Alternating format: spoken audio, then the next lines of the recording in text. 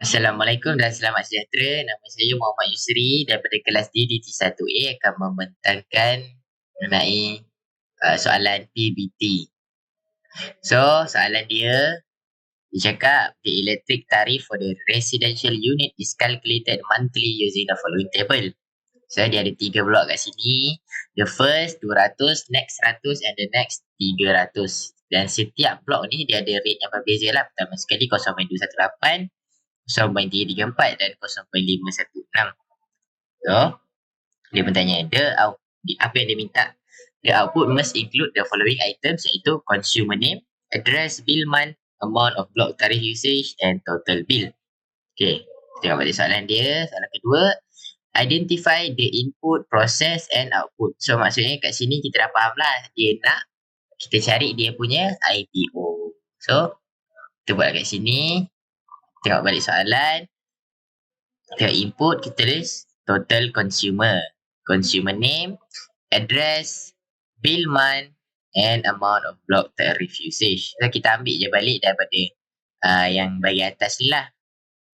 Tapi kita tak ambil dia punya total bill sebab total bill tu adalah proses. So, kat sini kita tulis dia proses calculate total bill.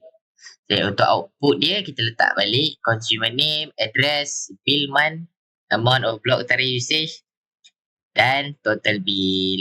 Itulah dia punya IPO untuk soalan 2. Soalan yang ketiga, write an algorithm, flowchart and pseudocode untuk kita applykan dalam masalah menyelesaikan masalah blok ni lah. Okay. Okay. Soalan 3, dia minta kita tulis dia punya algorithm, flowchart and pseudocode. So, kita buat yang first sekali, algorithm. Untuk algorithm, kita tulis set count sama dengan 1.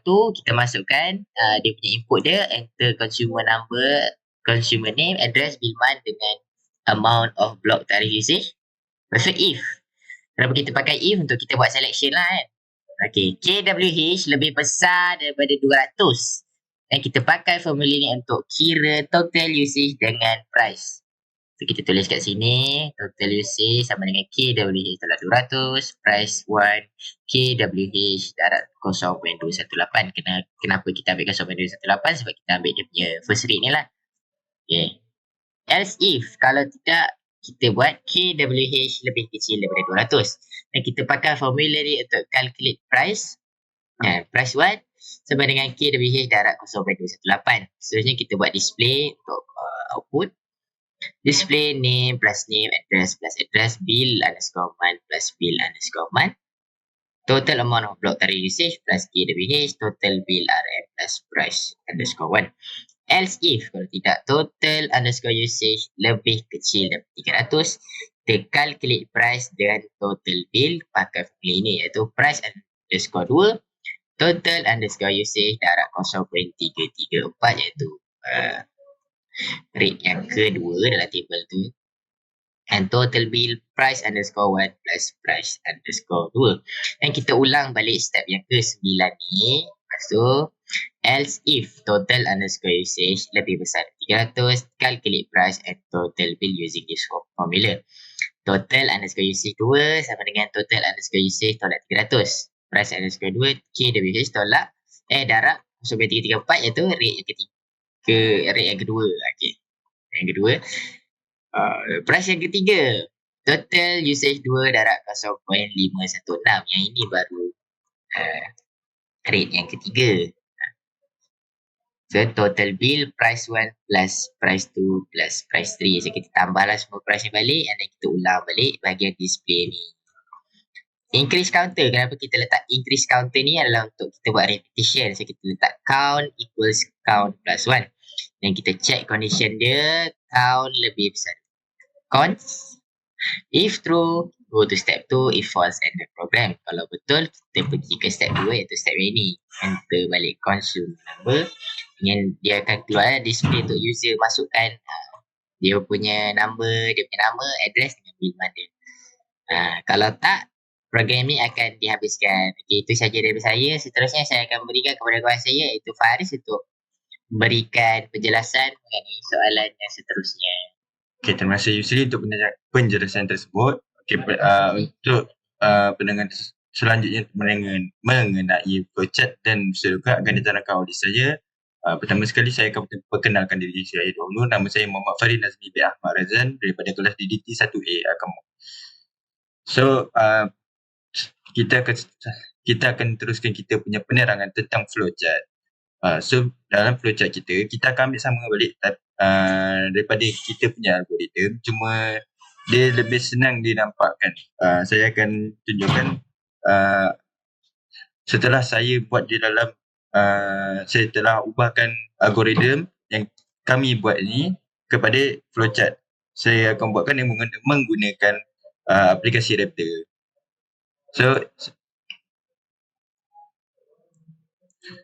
So ini apa yang saya telah buat. So apa yang kita buat, pertama sekali dalam kita punya flowchart, pertama sekali kita memang kita kena wajib letak start dan juga end. Iaitu perkara paling penting sekali dalam flowchart. So second, nombor satu adalah set count sama dengan 1. Okay, kita sambung semula. So pertama sekali kita kena setkan dalam algoritma, kita setkan count sebagai 1. So bila dalam flowchart kita akan gunakan assignment dan kita akan letakkan bawah start. Lepas tu dalam dia kita akan double click, dia akan keluar macam ni. So bila keluar macam ni kita akan setkan count to 1. To ni sama ni. To ni kalau dalam Raptor dia ibarat macam sama dengan. So bila kita dah letakkan count sama dengan 1, kita akan letak done. Then we are done for the first step in flowchart. So second kita akan masukkan enter consumer number. So bila kita letak dalam ni enter consumer numbers ni maksud dia bila dalam algoritma dia bermaksudkan berapa ramai consumer yang ada. So kita akan letakkan how many consumer. So bila kat sini kita akan letakkan statement how many consumer and kita akan gelarkan consumer tu sebagai const. Dia punya pemboleh ubah. So kita akan dapatkan input pertama. So next is the consumer name, address, bill month, amount of block tarif usage. So bila kita dah masukkan consumer number, kita kenalah buat kita punya looping. So bila dalam flowchart kita akan buatkan looping seperti ini. Kita akan letak loop. Kita akan ambil loop ni, kita akan letakkan di bawah daripada consumer numbers. And then baru kita letakkan semua kita punya input-input yang 2, 4 ni. So kita ambil sama kat tadi, kita ambil input, kita letak sini. Lepas tu kita letak balik enter consumer name and get name. Same concept with the address, bill month and amount of block tarif usage. So kita akan sambung pula dengan if KWH lebih besar daripada 200. Maafkan saya. So kita akan ambil selection and kita letakkan di bawah get amount KWH ni. So kita akan letak bawah and then kita pilih je. Kita tulis sini KWH lebih besar daripada 200. So bila kita dah letak, kita dah buat 2 selection di sini. Tapi saya dah buat, jadi saya tak perlu buat balik. So kita tengok sini. So pertama kita letak if and kita akan gunakan formula to calculate total users price. So bila ni, yang ni bawah ni untuk saya ni untuk KWH jika lebih daripada 200. So bila lebih daripada 200 dia akan go kepada kiri. Sebab apa? Sebab dia sini dah ditulis sini yes. So bila benda tu betul dia akan lebih go kepada kiri. Kalau benda tu salah dia akan go ke belah kanan. Dia akan go kepada arrow no. So bila dia go kepada arrow yes, kita akan sambung dengan formula yang ini. Yang panjang-panjang ni. So pertama sekali use the formula to calculate total usage and price. Dalam flowchart kita hanya ambil dia punya proses saja. Dia punya komen ni kita tak perlu ambil. So bila kita ambil dia punya proses, kita akan ambil ke assignment, kita akan letak di sini dan kita copy sahaja dia punya proses.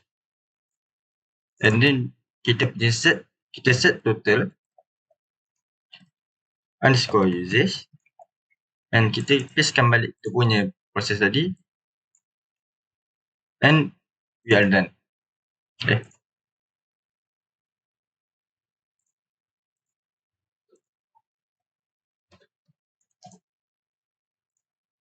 We are done. Tapi sebenarnya ni saya dah buat, so saya tak perlu buat double lah. So bila dah jadi macam ni, kita dah ada total users, proses total users dan proses untuk kira price pertama.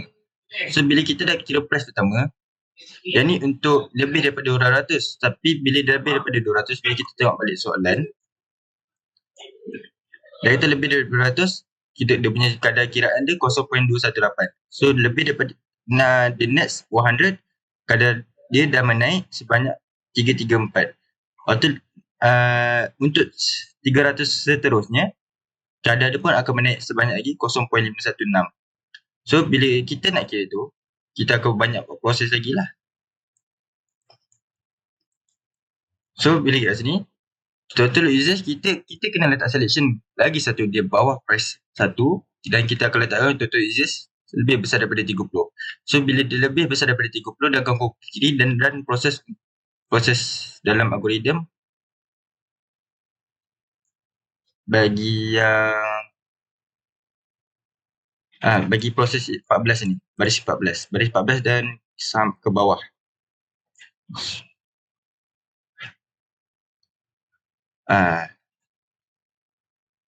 So bila dia untuk run proses ni, kita akan buat sama juga tadi. Kita ambil assignment, kita letak di bawah dia, bawah arrow yes, and then kita ambil dia proses saja.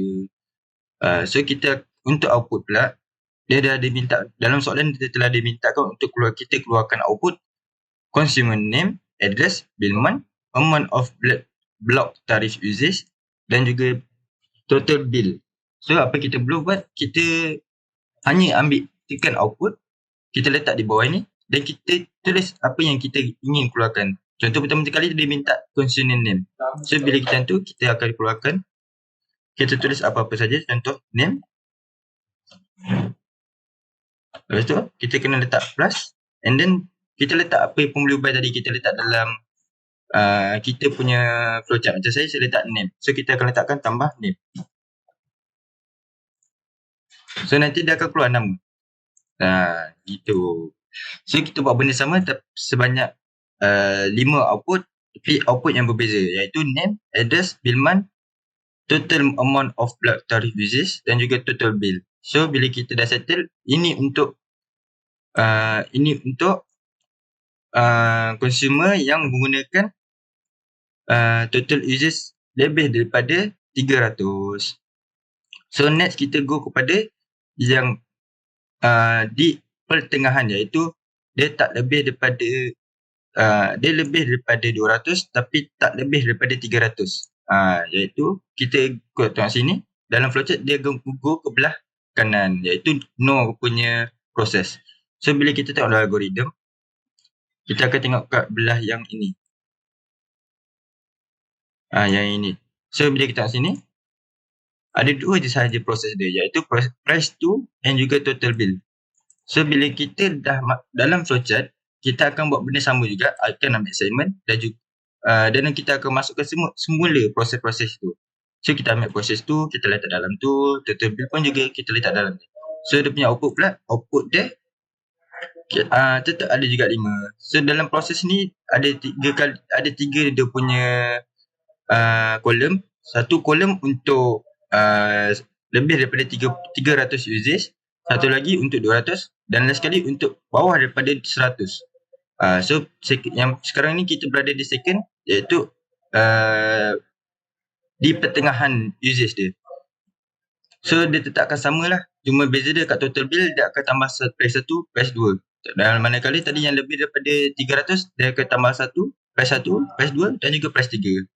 So akhir sekali dalam flowchart ni, kita akan tengok pada kolom yang bawah daripada 200. So bila kita tengok pada bawah daripada 200,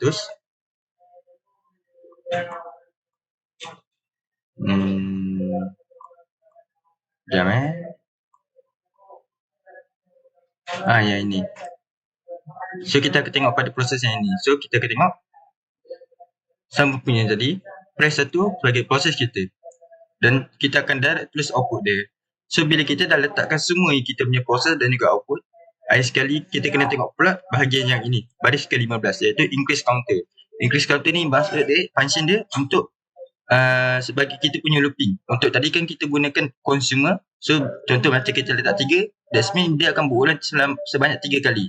So that means kita tak perlu nak kena buat banyak kali lah. So that means dalam satu program dia dah settlekan 3 terus. Dia tak perlu buat 3 program untuk 3 orang. So dia dah memudahkan kerja kita. Sebab tu kita guna count untuk looping punya proses. Kalau count ni kita tak letak, that means proses dia jalan sekali je. So bila untuk proses ni kira proses juga. So kita ambil assignment, kita akan letak di bawah sekali. So bila kita letak bawah sekali, kita akan letakkan set count dari 2 count tambah 1. So last sekali kita akan check condition.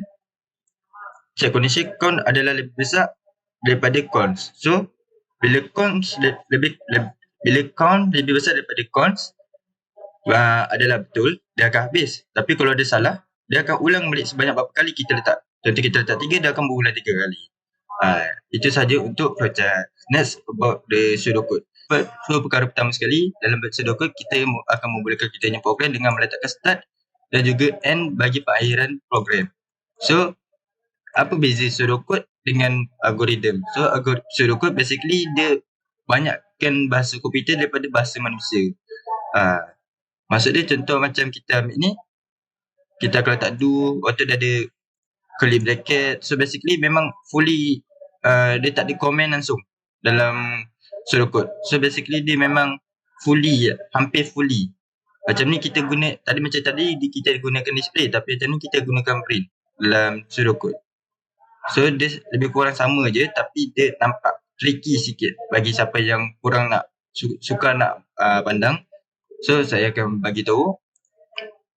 Macam tadi kita punya algoritma, kita boleh lihat kat atas.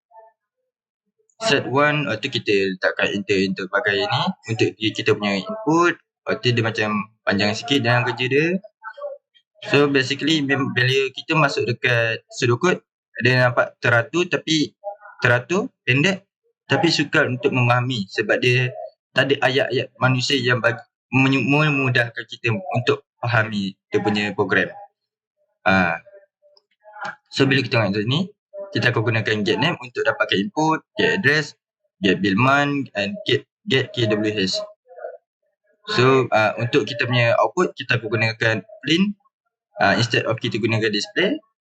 And basically kalau kita nak habiskan kita punya satu kita punya proses, kita akan habiskan dengan semicolon.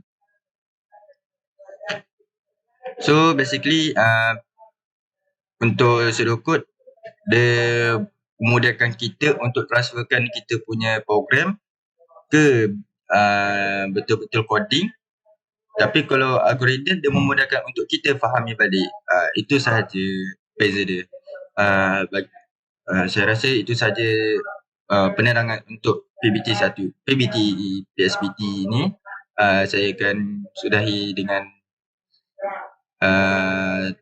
ucapan terima kasih kerana menonton video ini. Itu sahaja daripada saya. Terima kasih.